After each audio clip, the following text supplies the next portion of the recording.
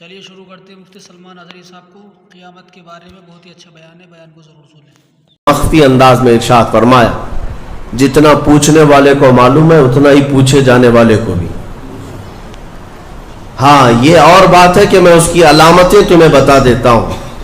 پھر فرمایا جب تم دیکھو گے کہ عورت اپنا سردار جننے لگ جائے، مطلب یہ ہے کہ ماں باپ پر لو بچے حکومت کرنے لگ جائیں، اور ننگے پیر چلنے والے نیچ ذات کے لوگ بڑی بڑی بلڈنگوں میں فخر کرنے لگ جائیں، بڑی بڑی عمارتوں پر فخر کرنے لگ جائیں، حکومتیں اور کرسیاں ان کے ہاتھوں میں آ جائیں، اور پھر جب تم دیکھو کہ گانے باجے کی کثرت ہو جائے، یہ دوسری احادیث کا مفہوم بھی اس میں آپ کے ساتھ رکھ رہا ہوں، زنا عام ہو جائے، تب تم انتظار کرو کہ قیامت بہت قریب آ چکی۔ میرے عزیزوں، حضرت عمر فاروق رضی اللہ تعالیٰ عنہ فرماتے ہم سب سن رہے تھے اور وہ اجنبی آیا اور سوالات کیا اور چلا گیا۔ حضرت عمر کہتے ہیں میں فوراً مجلس سے اٹھ کر باہر گیا کہ اس کو پکڑ کر کے پوچھوں کہ اتنے اہم سوالات کہاں سے لایا تھا، لیکن رسول پاک صلی اللہ علیہ وسلم نے مجھے بلایا، ادھر آؤ عمر۔ وہ کوئی مسافر نہیں تھا، وہ جبرائیل امین تھے جو تمہارا دین سکھانے آئے۔ اتاکم جبرائیل یعلمکم دینکم، وہ تمہارا دین سکھانے تمہیں آئے تھے۔ بہرحال یہ حدیث جبرائیل اس کو کہتے ہیں۔ اس میں جو لفظ آیا ہے کہ تم اللہ کی عبادت ایسے کرو جیسے تم اسے دیکھ رہے ہو، یہ ہماری پوری زندگی کا حصہ ہونا چاہیے، پوری زندگی کا حصہ۔ اسی لیے میرے آقا صلی اللہ تعالیٰ علیہ وسلم سے سوال کیا گیا تھا، صحابہ نے پوچھا دنیا کی طاقتور چیزوں میں بڑی طاقت والی چیز کون سی ہے؟ ترتیب وار حضور اکرم صلی اللہ تعالیٰ علیہ وسلم نے ارشاد فرمایا لوہا ہے، لوہا بہت مضبوط چیز ہے۔ صحابی نے پوچھا کیا اس سے بھی زیادہ طاقتور کوئی چیز ہے؟ کہا ہاں اس سے بھی زیادہ اگر طاقت آگ میں ہے، کیونکہ آگ لوہے کو پگھلا دیتی ہے۔ پوچھنے والے نے کہا کیا آگ سے بھی زیادہ طاقت کسی میں ہے؟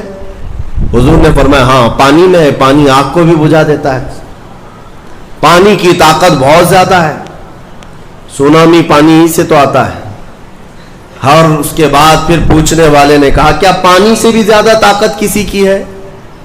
آپ صلی اللہ علیہ وسلم نے فرمایا ہاں دنیا میں سب سے زیادہ طاقت ہوا کے اندر ہے، وہ پانی ہو کہ لوہا ہو کہ آگ ہو، سب کو ہوا اڑا لے جاتی ہے، اور ہوائیں جب جوش میں آئیں یا جلال میں آئیں تو بڑے بڑے پہاڑ بھی کھسک سکتے ہیں۔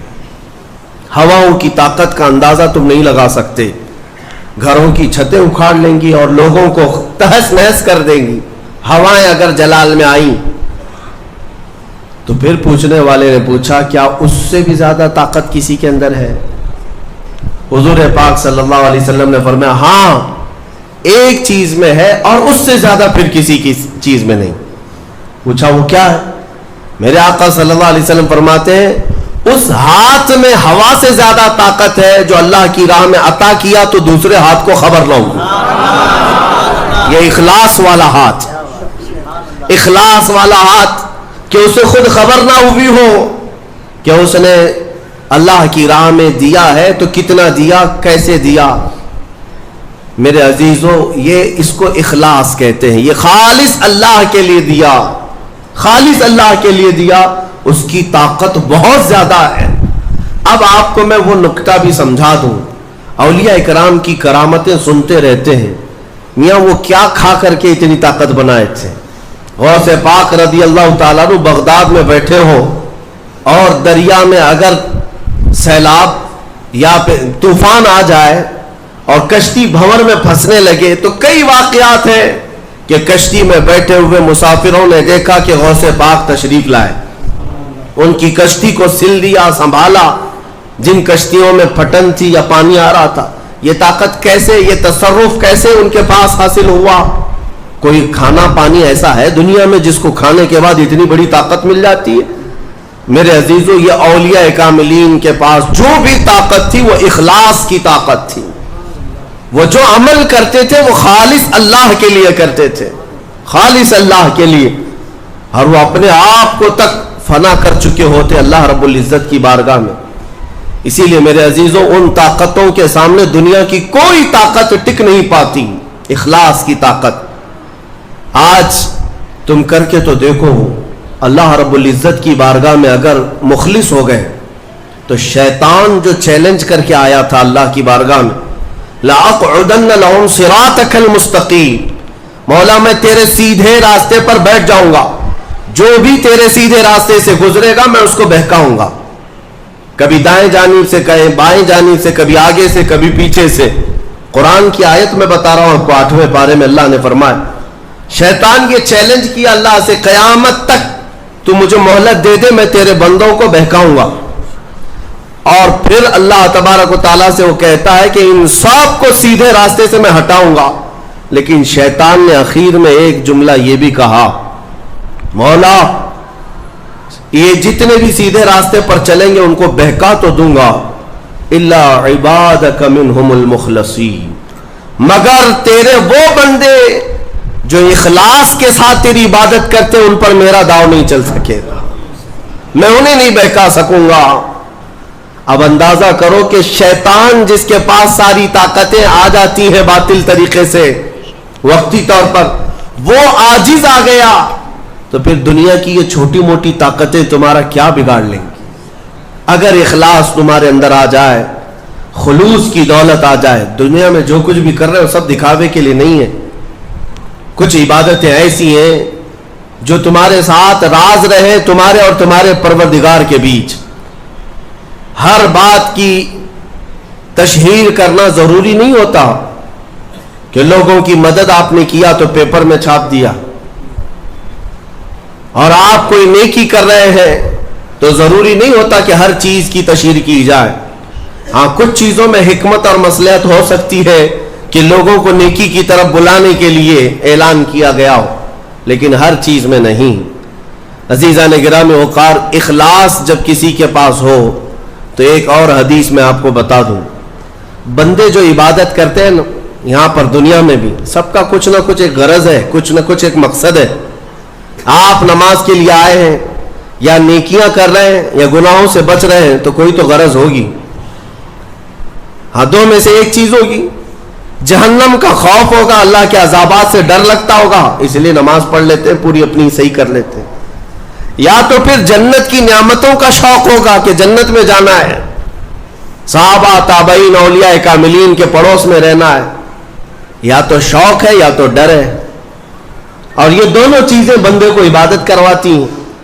قیامت کے دن کے متعلق حدیث میں ملتا ہے, جب بخشے گئے ہوئے لوگ جن کو جنت بھیجا جا رہا ہے, جنتیوں کی بات کر رہا ہوں عام کی نہیں, تو اس میں 3 کیٹیگری ہوں گی. ایک جماعت ہوگی جن سے اللہ تعالیٰ فرمائے گا کہ اے بندو تمہارے اوپر آج جنت کھول دی گئی, تم بخش دیے گئے ہو, تم عبادت کرتے تھے دنیا میں, بتاؤ کیوں کرتے تھے. وہ بندے کہیں گے کہ مولا تیری جہنم سے بڑا ڈر لگتا تھا, اس کے عذابات کا خوف تھا, اس لیے ہم عبادت کرتے تھے. رب تعالیٰ فرماتا ہے کہ جس چیز سے تم ڈرتے تھے میں نے آج بچا لیا, جاؤ میری جنت میں. ان کو جنت بھیج دیا جائے. دوسری ایک جماعت, ان سے رب تبارک و تعالیٰ پوچھے گا تم کیوں عبادت کرتے تھے, تم بھی جنت کے مستحق ہو گئے ہو, آج بخشے گئے ہو. وہ لوگ کہیں گے کہ مولا ہمیں تیری جنت کی نعمتیں سننے کے بعد اس قدر شوق تھا کہ ہم وہ نعمتیں حاصل کرنے کے لیے دن رات عبادت کیے, ذکر کیے, تسبیح پڑھے, اور آج کامیاب ہوئے. رب تعالیٰ فرماتا ہے میری جنت کی خواہش کرنا بھی نیکی ہے, جاؤ میں تمہیں جنت دیتا ہوں. وہ بھی جنت میں چلے گئے. تیسری جماعت تھی, ان سے پوچھا جائے گا تم کیوں عبادت کرتے تھے, تم بھی آج جنت کے مستحق ہو گئے. وہ کہیں گے کہ مولا ہمیں تیرے جہنم کے عذابات کی بھی پرواہ نہیں, اور نہ ہی تیری جنت کی نعمتوں کی خواہش, بلکہ ہم تو صرف اور صرف تیری رضا کے لیے کرتے تھے, تو راضی ہو جا, ہم جنت و دوزخ کے لیے نہیں. تو رب تبارک و تعالیٰ فرماتا ہے کہ یہ میرے مخلص بندے ہیں, خالص پیور اللہ کے لیے کرتے تھے. رب تعالیٰ فرماتا ہے جاؤ میں تم سے راضی ہو گیا, تم بھی جنت میں. جنت میں جانے کا حکم دے دیا جائے, لیکن فرمایا گیا وہ جماعت رک جائے گی, وہ کہیں گے نہیں ہم جنت میں نہیں جائیں گے. ایسا بھی کوئی ہے؟ وہ کہیں گے کہ مولا اگر ہم جنت میں جائیں گے تو اندر جو جنتی ہیں وہ ہمیں تانا ماریں گے, تم بھی جنت کے لیے کرتے تھے اور بولے کچھ اور ہو, بدلہ تو تم نے بھی لے لیا عبادتوں کا, ہمیں اپنی عبادتوں کا بدلہ نہیں چاہیے. رب تبارک و تعالیٰ فرماتا ہے میری رضا یہی ہے کہ تم جنت میں چلے جاؤ, میں تم سے راضی ہو گیا. وہ پھر رکے رہیں گے کہ مولا ہم نے جنت کے لیے نہیں تیری رضا کے لیے کیا ہے. پھر حکم ہوگا فرشتوں کو کہ ان کے ہاتھوں اور پیروں میں بیڑیاں باندھو اور کھینچ کے جنت میں لے جاؤ. وہ ایک جماعت ایسی ہے. یہ کون لوگ ہیں جو مخلصین ہیں, خالصتاً اللہ کے لیے عبادت کرتے تھے. عزیزان گرامی وقار, جو اللہ رب العزت کے لیے کرنے والے لوگ ہیں, اللہ تعالیٰ ان کو ہمیشہ ذلت اور رسوائی سے محفوظ رکھتا ہے. اخلاص. بنی اسرائیل میں ایک خاتون تھی اور اس کا بڑا گھرانہ تھا. اس کا باپ جو تھا وہ بڑا کنجوس اور بخیل آدمی, بڑے پیسے والا. ایک دن ایسا ہوا کہ یہ جو لڑکی تھی, جوان لڑکی, اس نے باہر ایک فقیر کو دیکھا جو بڑا مجبور تھا, ضرورت مند تھا. اس کو اٹھا کر کے اچھی خاصی دولت اپنے باپ کی دے دی. اور باپ کو پتا چلا تو اتنا غصے میں آیا کہ میں ایک پھوٹی کوڑی نہیں دیتا اور تو اتنی بڑی دولت اٹھا کر دے دی. اور غصے میں اپنی بیٹی کا ہاتھ کاٹ دیا. اس کا ہاتھ کٹ گیا. غصے میں تھا باپ, بخیل تھا, ہاتھ کاٹ دیا. بہرحال کٹے ہوئے ہاتھ کے ساتھ وہ رہنے لگی. تھی اللہ رب العزت کی رضا چاہنے والی. کئی دن تک اسی طرح گزر گئے. اب باپ بڑے پیسے والا تھا اس زمانے میں, وہ ہاتھ چھپا کر کے رہی. پھر اس کا رشتہ آیا ایک بہت بڑے خاندان سے, اور بڑے خاندان کا جو شہزادہ تھا اس نے پسند کر لیا. شادی کی ڈیٹ قریب آئی, ان لوگوں نے ہاتھ نہیں دیکھا, بس چہرہ اور باقی ساری چیزیں دیکھی, اور انہوں نے بھی چھپا رکھا کہ ہاتھ نہیں ہے. کٹے ہوئے ہاتھ کے ساتھ کون شادی کرے گا؟ بہرحال شادی ہو گئی. شادی ہونے کے بعد وہ گھر رخصت ہو گئی. اپنے نئے دولہے کے ساتھ وہ اپنے گھر پر بیٹھی ہے دسترخوان پر. وہ بائیں ہاتھ سے کھایا کرتی تھی, ایک ہاتھ تو کٹا ہوا تھا, چھپا کر کے رکھتی تھی. دسترخوان پر جب بیٹھی, اس کا نیا دولہا ہے, اس کے گھر والے, کھانے کے وقت اب ہاتھ نکالنے کی باری آ گئی. وہ بائیں ہاتھ سے کھا رہی تھی تو اس کے شوہر نے کہا کہ کیا سیدھے ہاتھ سے نہیں کھا سکتی؟ سیدھے ہاتھ سے کیوں نہیں کھا سکتی؟ اب اس کے رشتے کے ٹوٹنے کا وقت آ گیا تھا. اگر پتہ چلے تو دھوکہ کیا ہے, کٹے ہوئے ہاتھ کے ساتھ ہمارے ساتھ نکاح ہوا ہے. اس کے آنکھوں میں آنسو آئے. وہ ہاتھ اپنے کپڑے کے اندر ہی چھپائی رہی. اچانک اسے غیب سے ایک آواز آئی, اے میری بندی ہاتھ نکال. اس نے اپنے دوپٹے کے اندر سے ہاتھ نکالا تو سیدھا ہاتھ پورا صحیح سلامت تھا. پھر وہ زمانہ موسیٰ علیہ السلام کا تھا. ان کی بارگاہ میں حاضری دے کر اس نے اپنا یہ واقعہ سنایا. سیدنا موسیٰ کلیم اللہ فرمانے لگے, مولا نے مجھے یہ وحی دے کر بھیجا اور ارشاد فرمایا کہ اے موسیٰ ہم اس ہاتھ کو شرمندہ نہیں ہونے دینا چاہتے جو ہاتھ میری بارگاہ میں اخلاص سے اٹھاؤ. میرے عزیزو, یہ اخلاص کی دولت ہے. جو خالصتاً اللہ کے لیے کچھ کیا ہو, مولا اسے کبھی ذلیل نہیں ہونے دے گا, اسے بے عزت نہیں ہونے دے گا. اسی لیے کچھ کام ایسے کر جاؤ جو خالصتاً اللہ کے لیے ہو. رب تبارک و تعالیٰ کے لیے اب تک کیا کیا ہے اس کا بھی آپ کے پاس کچھ تو ہونا چاہیے.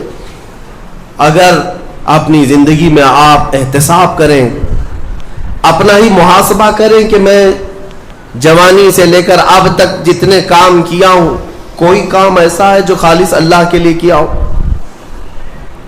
رسول پاک صلی اللہ تعالیٰ علیہ وسلم کی ایک حدیث میں آپ کے سامنے عرض کرتا ہوں. اخلاص میں کتنی طاقت ہے وہ بتاتا ہوں. حضور اکرم صلی اللہ علیہ وسلم فرماتے ہیں, صحیح حدیث ہے یہ, 3 لوگ سفر پر تھے, 3 دوست تھے, یہ تینوں سفر پر تھے.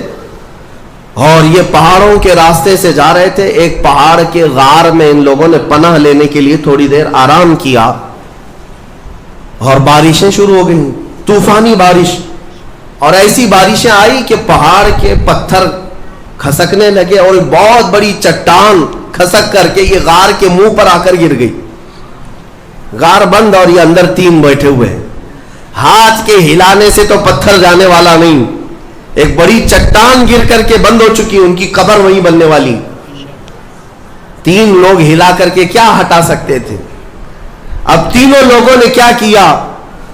میرے آقا صلی اللہ علیہ وسلم فرماتے ہیں تینوں رونے لگے کہ اب ہماری موت یہیں پر ہونے والی ہے, ختم ہے. لیکن اس سے پہلے چلو اللہ کی بارگاہ میں اپنی زندگی کی کوئی ایسی چیز ہو جو تم نے خالص اس کے لیے کیا تھا, اس نیکی کو وسیلہ بنا کر کے دعا کرتے ہیں, دیکھتے ہیں پتھر ہٹتا ہے کیا. تو تینوں نے اپنی اپنی زندگی کی ایک ایک چیزیں شمار کرنا شروع کیا. توجہ چاہتا ہوں. پہلے ایک بندہ سجدے میں گرتا ہے اور عرض کرتا ہے مولا تو جانتا ہے میری ایک بوڑھی ماں تھی, ماں کی خدمت بہت کیا کرتا تھا, ماں کی بہت تعظیم کرتا تھا. ایک دن رات کو جب میں گھر پہنچا تو میرے پاس صرف ایک روٹی تھی اور تھوڑا سا دودھ تھا. میرے گھر کے کئی بچے تھے, بچے بھی بھوکے تھے, لیکن میری ماں بوڑھی تھی. تو میں جب بھی گھر رات کو پہنچتا پہلے اپنی ماں کو کھلاتا, اس کے بعد اپنے بچوں کو کھانا دیتا. اس دن ایسا ہوا کہ میرے پاس صرف ایک روٹی اور تھوڑا سا دودھ تھا, ماں بھی بھوکی تھی اور بچے بھی. بچے آ کر لپٹ گئے, کہنے لگے کہ ہمارے لیے کھانا, بھوک کی شدت ہے. میں نے بچوں کو تھوڑی دیر کے لیے بٹھایا گھر کے باہر اور اس روٹی کو چور کر دودھ میں اپنی بوڑھی ماں کو کھلایا. میری بوڑھی ماں جو بھوکی تھی وہ پوری روٹی کھا گئی اور پورا شکم سیر ہو کر وہ دعا کرتے ہوئے سو گئی. اس رات کو میں بھی بھوکا رہا, میرے بچے بھی بھوکے رہے. ہمارے گھر میں اس کے علاوہ کوئی کھانا نہیں تھا. اے رب ذوالجلال, میں نے اپنی ماں کے ساتھ یہ جو حسن سلوک کیا خالص تجھے راضی کرنے کے لیے, خالص تجھے راضی کرنے کے لیے. مولا اگر یہ میری نیکی تجھے پسند ہے تو یہ چٹان کو ہٹا دے. وہ دعا کر رہا تھا, چٹان تھوڑی کھسک گئی, اپنے آپ کھسک گئی, لیکن اتنی نہیں کہ وہ نکل سکیں. دوسرا جو ساتھی تھا وہ سجدے میں گرا اور وہ دعا کرنے لگا. یہ پوری حدیث پاک موجود ہے جس کو میرے آقا نے بیان کیا. میرے عزیز و زندگی میں کوئی ایسی چیز ہو جو اللہ کے لیے کیا ہو, پھر دیکھنا زندگی کی مصیبتیں آئیں, اسی نیکی کو تم اللہ کی بارگاہ میں رکھ سکتے ہو. دوسرا سجدے میں گرتا اور کہتا ہے مولا تو بہتر جانتا ہے میں اپنی چچیری بہن کا عاشق ہو گیا تھا. اس کی چچیری بہن تھی, چاچا کی بیٹی, عاشق ہو گیا اور ہم دونوں میں معاشقہ چلنے لگا, ایک دوسرے سے محبت کرنے لگے. ایک دن ایسا آیا کہ ہمارے گھر والے اور اس کے گھر والے سب باہر چلے گئے, ہم دونوں تنہا رہ گئے اور ہم دونوں ایک کمرے کے اندر آئے. ہم دونوں نے گناہ کرنے کا ارادہ کر لیا. شادی تو نہیں ہوئی تھی, نکاح بھی نہیں ہوا تھا, دونوں کھڑے ہوئے, گناہ کرنے کا ارادہ ہی تھا کہ ہم دونوں کو اچانک خیال آیا میرا رب دیکھ رہا ہے. ہم کپڑے اتارے اس کے سامنے جو ہمارے دلوں کے حالات بھی جانتا ہے. تو وہ میری چچیری بہن وہ بھی رونے لگی, میں بھی رونے لگا اور ہم ایک دوسرے کو ہاتھ نہیں لگائے. مولا اس زنا سے اور اس بدکاری سے اگر میں بچا تھا تو میرے رشتہ داروں سے ڈر کر نہیں, خالص تیری رضا کی کہ مولا کریم کے اس سلطنت کو میں اپنے گناہوں سے پامال نہیں کروں گا. تو جب یہ وہ کہنے لگا اور عرض کیا مولا اگر میں وہ رات گناہ سے بچاؤں, تیری بارگاہ میں میرا وہ بچنا پسند ہے تو اس چٹان کو تو ہٹا دے. حدیث پاک میں چٹان اور کھسک گئی. تیسرا شخص تھا وہ سجدے میں گرا اور کہنے لگا اے رب ذوالجلال تو بہتر جانتا ہے میں ایک زمین اور جائیداد کا مالک تھا, میرے پاس کئی مزدور کام کیا کرتے تھے اور ایک مرتبہ ایسا ہوا کہ میں مہینہ ختم ہوتے ہی سارے مزدوروں کو ان کی تنخواہ دے دیا کرتا. ایک مزدور ایسا ہے جو اپنی تنخواہ لیے بغیر چلا گیا. ایک مزدور تنخواہ لیے بغیر چلا گیا اور اس کی تنخواہ میں نے سنبھال کر رکھی اور اس سے ایک بکری خرید لیا. میاں لوگ تو کسی کی سیلری ہو دبا کر کے کھا جائیں گے, اور یہ حدیث پاک میں جس کے لیے کہا جا رہا ہے وہ بندہ کہتا ہے میں اس کی پوری تنخواہ سے ایک بکری خرید لیا, بکری کو پالنے لگا. وہ مزدور آیا نہیں, وہ مزدور چلا گیا, مہینوں چلا گیا. بکری کو میں پالتا رہا, بکری نے بچے دی, بچوں کے بچے ہوئے, بچوں کے بچے ہوئے. اے رب ذوالجلال تو نے اتنی برکت دی کہ اس ایک بکری سے ایک پورا میدان کئی ہزار بکریاں بھر گئی. کئی ہزار بکریاں کئی سالوں کے اندر. وہ ان بکریوں میں نہ کسی کو بیچتا تھا نہ کسی کو ذبح کرتا تھا, سب بکریاں رکھا. کئی سالوں کے بعد اچانک وہ مزدور واپس آیا اور اس نے آ کر مجھ سے کہا کہ مالک میں آپ کے ہاں خدمت کرتا تھا, آپ کو یاد ہے کچھ سالوں پہلے میں نے اپنی تنخواہ چھوڑ دی تھی, ایک مہینے کی تنخواہ نہیں لیا تھا. تو میں نے اس سے کہا کہ ہاں مجھے اچھی طرح سے یاد ہے, اور اس کا ہاتھ پکڑ کر کے ان بکریوں کے ریوڑ کے پاس لے گیا اور کہا یہ تیری تنخواہ ہے, یہ پوری تیری تنخواہ ہے. اس نے کہا میرے ساتھ کیا مذاق کر رہے ہو مالک, میری تنخواہ اتنی ہے کہ اس زمانے میں ایک بکری بھی نہیں آ سکتی. اس نے کہا ہاں بالکل تو صحیح کہہ رہا ہے, لیکن اس زمانے میں ایک بکری خرید لی میں نے, اور اسی بکری سے اللہ نے اتنی برکت دی, اس میں میرا ایک بھی حصہ نہیں. تیری ان بکریوں کا دودھ تک میں نے نہیں پیا, صرف اور صرف تیرے انتظار میں, اور یہ ساری بکریاں تو لے جا. اور وہ مزدور خوشی خوشی اپنے پورے ریوڑ کو, آج کے زمانے کے وہ کئی لاکھوں کی بکریاں ہوں گی, وہ مزدور لے گیا. اب یہ بندہ کہتا ہے اے رب ذوالجلال میں نے یہ امانت اگر سنبھالی تھی تو خالص تیری رضا کے لیے, مولا صرف تجھے راضی کرنے کے لیے, ورنہ پیسے کھا جاتا تو کون کیا کر لیتا, وہ مزدور کون سا وصول کر لیتا. کہتا نہیں مجھے یاد نہیں, اب میں پہچانتا بھی نہیں. مولا میں نے تیری رضا کے لیے کام کیا, اگر تجھے یہ پسند ہے تو یہ چٹان ہٹا دے. حدیث پاک میں ہے اس نے جیسی یہ دعا کیا پوری چٹان ہٹ گئی, پوری چٹان کھسک کر ختم ہو گئی, ان کا راستہ صاف ہوا. پتہ یہ چلا حدیث پاک کا یہ مفہوم ہے. میرے عزیزوں میں اب آپ کے سامنے عرض کرتا ہوں, ایسی بڑی بڑی چٹانیں آج بھی ہم پر گر رہی ہیں, مصیبتوں کی چٹانیں, ظلم کی چٹانیں, لوگوں کے تان و تشنی اور لوگوں کی گالی گلوچ کی چٹانیں. ان چٹانوں کو کھسکانے کے لیے تمہارے پاس اخلاص والی کوئی نیکی موجود ہے. رب تبارک و تعالیٰ کی بارگاہ میں کبھی یوں عرض کرتے کہ مولا میں نے خالصتاً ایک رات تیرے لیے کھڑے ہو کر پکارا تھا جب سب لوگ سو رہے تھے, میں صرف تجھے راضی کرنے کے لیے عبادت کیا. مولا اگر تو راضی ہے تو ان فلسطین کے بچوں پر رحم کرتے. ہمارے پاس ایسی کوئی چیز ہے جو ہم عرض کر سکیں. آج دعائیں کہاں نہیں ہو رہی ہیں, دعائیں سب جگہ ہو رہی ہیں, اجتماعی دعائیں ہو رہی ہیں, ہر خطبے میں, ہر نماز میں, ہر جگہ دعائیں ہوتی ہیں. لیکن میرے عزیزوں شاید وہ اخلاص سے خالی ہو گئے ہیں. ایک بات یاد رکھنا, حرام لقمے پیٹ میں پڑے ہوں, حرام کمائی گھر میں پڑی ہو تو حدیث پاک میں اس کی کوئی دعا آسمان تک نہیں جاتی, کوئی دعا آسمان تک نہیں جاتی. اور ان تمام چیزوں کی طرف کبھی خیال بھی نہ کرنا اور پھر یہ کہنا کہ ہماری دعائیں کیوں نہیں قبول ہوتی. اخلاص نہیں ہوتا, یا تو پھر دعا تو کرتے ہیں, کمائی بھی صاف ہے, حلال ہے, لیکن دعا کرنے کے وقت ایسا لگتا ہے جیسے کوئی ڈیوٹی ادا کر رہے ہیں, جلدی سے بھاگنا ہے. ہم تو دیکھتے ہیں نا, نماز میں ہاتھ اٹھانے میں بھی لوگوں کو شرمندگی ہونے لگتی ہے. کچھ تو مرے ہوئے ہاتھوں کے ساتھ دعا کر رہے ہیں, کچھ انگوٹھے پھوڑ رہے ہیں دعا میں. تم رب تعالیٰ کی بارگاہ میں مانگ رہے ہو, اخلاص اگر ہوتا تو تمہیں اپنے کی خبر نہیں ہوتی. اخلاص, دعا بھی تو رسمی طور پر مانگ رہے ہیں, امام اپنی دعا کر رہا ہے, مقتدی اپنے انگوٹھے پھوڑ رہے ہیں, یہی تو چل رہا ہے. کچھ انگلیوں میں کھیل رہے ہیں, کچھ اپنے ہاتھوں کو نیچے لٹکائے ہوئے ہیں. میرے آقا صلی اللہ تعالی علیہ وسلم جب دعا کرتے ہیں, صحابہ کہتے ہیں کبھی کبھار حضور روتے ہوئے اتنی بلند ہاتھ اٹھا لیتے کہ حضور کے بغلوں کی سفیدی نظر آتی تھی.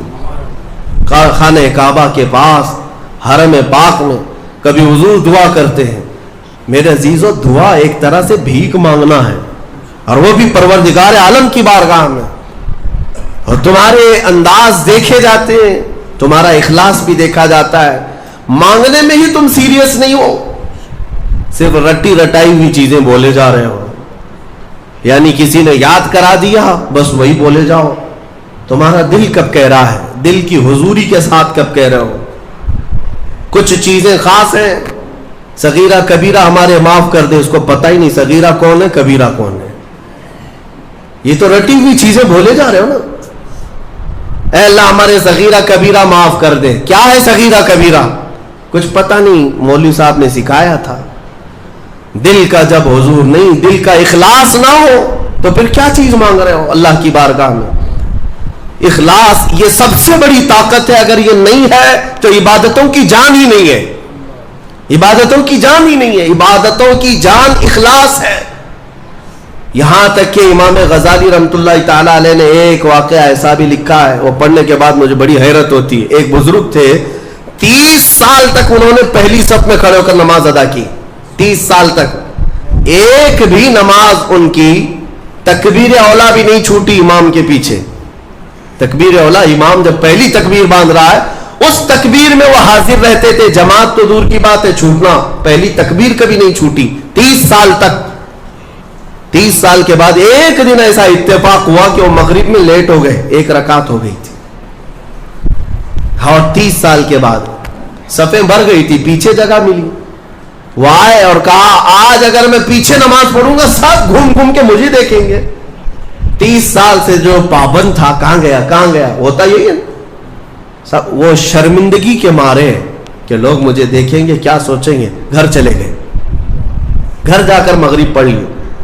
عشاء میں آنے میں پھر ڈر لگنے لگا کہ اب تو پوری نماز میں ہی نہیں گیا تھا, لوگ سوچیں گے. 30 سال کے بعد پہلی نماز آپ کی نہیں ہوئی ہے, کہاں گئے تھے کہاں گئے. عشاء میں بھی نہیں آئے, عشاء میں بھی نہیں آئے. اس زمانے میں ایک بڑے کامل بزرگ تھے, ان کو خبر کی گئی آج ایک بڑا حادثہ ہو گیا ہمارے شہر میں. کہا کیا؟ کہا فلاں بزرگ جو 30 سال سے مسجد میں تکبیر اولا کی بھی پابندی کرتے تھے آج وہ غائب ہے.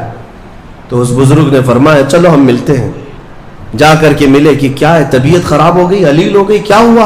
انہوں نے کہا کچھ ہوا نہیں, لیکن تھوڑا سا لیٹ ہو گیا مغرب میں, اور پھر پیچھے جگہ مل گئی 5-6 صفوں کے پیچھے. میں نے یہ سوچا کہ لوگ بعد میں کیا کہیں گے, لوگ کیا کہیں گے کہ اتنے سالوں کی پابندی کے بعد آج تمہاری پہلی صف بھی نہیں ہوئی, پہلی تکبیر بھی نہیں ہوئی. اس بزرگ نے کہا کس سے؟ 30 سال کی پابندی کرنے والے سے. کہا میاں جاؤ پچھلے 30 سال کی پوری نمازیں قضا کر لو, واپس دوبارہ پڑھ لو, اعادہ کرو. اس لیے کہ 30 سال جو تو نے پابندی کی نمازوں کی, وہ تو یہی سوچ کر کے کہ لوگ کیا کہیں گے. آج تیرے دل میں یہ جو خیال آیا کہ لوگ کیا کہیں گے مغرب کے پیچھے ہو جانے سے, اس کا مطلب ہے کہ 30 سالوں تک جو تو نے پابندی کی یہ لوگوں کے لیے کیا, اللہ کے لیے نہیں. جاؤ واپس لوٹاؤ 30 سال کی نماز سے. رونگٹے کھڑے ہو جاتے ہیں جب میں یہ پڑھا. واقعی میرے عزیزوں, اس بات کا خیال بھی نہیں آنا چاہیے ہمیں عبادتوں میں کہ لوگ ہمیں کیا کہیں گے. اللہ رب العزت کا ذکر ایسے کرو کہ مدہوش ہو جاؤ, صرف میرا مولا مجھے دیکھ رہا ہے, دنیا کیا کہہ رہی اس سے ہمیں کیا غرض ہے. آج یہی بیماری نے بہت ساری عبادتوں میں ہمارے خلل ڈال رکھا ہے, خلل ڈال رکھا ہے. تمہاری سنتوں سے دور ہونے کا ایک بڑا سبب بھی یہی ہے کہ لوگ کیا کہیں گے. یہ کبھی نہیں سوچتے کہ قبر میں جاؤں گا تو مصطفیٰ کیا کہیں گے, میرے آقا صلی اللہ تعالی علیہ وسلم دیکھیں گے تو کیا کہیں گے. یہ کیوں خیال نہیں آتا؟ اگر اسی حالت میں دنیا سے چلا گیا, جیسے آج آوارہ گردی میں ہوں, نشہ میں ہے, سنتوں سے دور ہے, اٹھا کر جب مجھے قبرستان لے جایا جائے گا, میرے آقا اگر دیکھے, میرے آقا کیا کہیں گے. عزیزان گرامی وقار, بعض بزرگوں نے فرمایا ہے کہ کچھ لوگوں سے اگر حضور ناراض ہوتے ہیں تو یہ تک پوچھتے ہیں کیا تو میرا غلام ہے. اگر وہ کہتا ہے یا رسول اللہ آپ کے سوا کس کا غلام ہو, تو پوچھا جائے گا کہ تیرے پاس علامت کیا ہے غلامی کی, دلیل کیا ہے. اس کو بھی شیخ عبدالحق محدث دہلوی رحمۃ اللہ علیہ نے ایک واقعے سے نقل کیا ہے. اس لیے میرے عزیزو اعلیٰ حضرت نے جو فرمایا آج لے ان کی پناہ، آج مدد مانگ ان سے، کل نہ مانیں گے قیامت میں اگر مان گیا. اپنی عبادتوں میں اخلاص عطا کرو. آج کے زمانے میں سب سے زیادہ ضروری بھی یہ چیز ہے. اللهم صل على سيدنا مولانا محمد النبي الأمي وعلى آله وأصحابه وبارك وسلم. صلاة وسلام عليك يا رسول الله صلی اللہ علیہ وآلہ وسلم. نعت پاک کے چند اشعار سماعت فرمائیں. مصطفیٰ صلی علی صلی علی صلی علی مصطفیٰ صلی علی صلی علی صلی علی مصطفیٰ صلی علی صلی علی صلی علی. آپ ہیں ختم رسل، آپ ہیں محبوب خدا. مصطفیٰ صلی علی صلی علی صلی علی مصطفیٰ صلی علی صلی علی صلی علی. یہ شعر بھی سماعت فرمائیں کہ مشک و عنبر تیرے تلووں کا غسالہ مانگے، چاند سورج رخ روشن سے اجالا مانگے. مشک و عنبر تیرے تلووں کا غسالہ مانگے، چاند سورج رخ روشن سے اجالا مانگے. وہ زلف واللیل سے شرمائے ہیں ساون کی گھٹا. مصطفیٰ صلی علی صلی علی صلی علی مصطفیٰ صلی علی صلی علی صلی علی. آپ ہیں ختم رسل، آپ ہیں محبوب خدا. مصطفیٰ صلی علی صلی علی صلی علی صلی اللہ علیہ